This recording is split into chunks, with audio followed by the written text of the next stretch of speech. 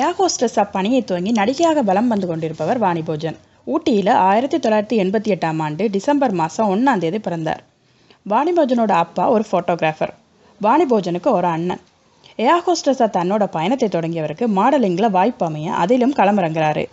ஒரு பிரபல துணிக்கடை விளம்பரத்தில் நடித்தவருக்கு அடுத்தடுத்து வாய்ப்புகள் அமைய சென்னையிலேயே செட்டில் ஆகி 180க்கும் மேற்பட்ட விளம்பரங்களில் நடிச்சிருக்காங்க.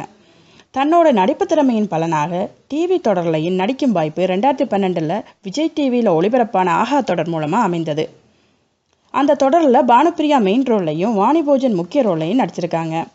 ஆஹா தொடரில் கிடைச்ச அறிமுகம் அடுத்து மாயா தொடர்லையும் முக்கிய ரோலில் நடிக்கிறதுக்கான வாய்ப்பை கொடுத்ததுங்க.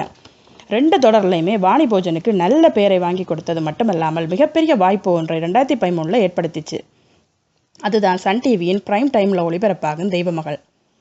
இத்தொடரில் மெயின் ரோலாக சத்யா என்ற பெயருடன் பல சவால்களை எதிர்கொண்டு வெற்றி பெறும் ஒரு பெண்மணியான கேரக்டரில் நடிச்சிருக்காங்க.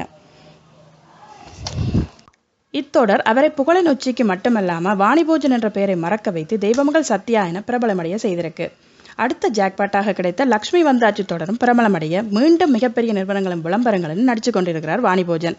பிடிச்சிருந்தால் லைக் பண்ணுங்கள், கமெண்ட்ஸை கீழே உள்ள பாக்ஸில் போஸ்ட் பண்ணுங்கள். மேலும் இது போன்ற தகவல்களுக்கு சேனலை சப்ஸ்கிரைப் பண்ணவும். தேங்க்யூ.